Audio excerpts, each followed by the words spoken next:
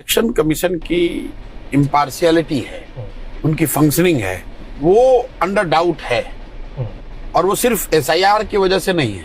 पिछले 7-8-10 वर्षों से इलेक्शन कमीशन में, खासकर मोदी जी के प्रधानमंत्री बनने के बाद से, एक सिस्टमेटिक उसमें लोगों का विश्वास कम हुआ है। उसमें कितनी सच्चाई है नहीं है उस पर डिबेट हो सकता है। लोग ये कह सकते हैं कि भाई जो सत्ता में रहता है वो इलेक्शन कमीशन का इस्तेमाल या सरकारी व्यवस्थाओं का दुरुपयोग करता ही करता है। लेकिन टीएन सेशन के बाद टीएन सेशन जी ने जो इलेक्शन कमीशन के जरिए जो रिफॉर्म्स करे, उसके बाद से उत्तरोत्तर इलेक्शन कमीशन की जो विश्वसनीयता थी वो बढ़ती गई। लेकिन 14 के बाद से वो घट रही है। उसके कई वजह हैं। The way elections are scheduled, वो किस तरह से फेजेज में कराए जाते हैं। इलेक्शन के दौरान जो एक तरह से बिल्कुल ब्लेटेंट पार्शियलिटी दिखती है कि अगर सत्तारूढ़ दल का आदमी कम्युनल हेट्रेड स्पीच भी दे रहा तो उस पर कार्रवाई नहीं होगी और अपोजिशन वाले पे हो जाएगी। या फिर जो टारगेटेड अपोजिशन की चेकिंग होती है, उनके रिसोर्स को रोकने का प्रयास होता है।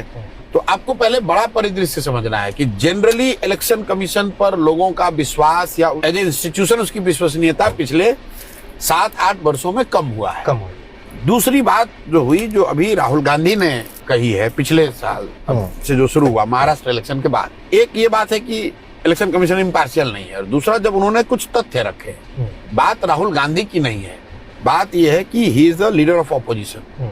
कांग्रेस जैसी बड़ी पार्टी का लीडर और इस देश का प्रिंसिपल ऑपोजिशन पार्टी जो है उसका लीडर अगर ये कह रहा है तथ्यों के साथ कि भाई ये चीज है जो हम लोग समझते हैं कि आपने गलत किया है, और इलेक्शन कमीशन ने उसका कोई अभी तक सकारात्मक या एक, मैं कह रहा हूं कि ऑब्जेक्टिवली उसका कोई आंसर नहीं किया, they just try to brush it aside, तो निश्चित तौर पर उसका संज्ञान सबको लेना होगा।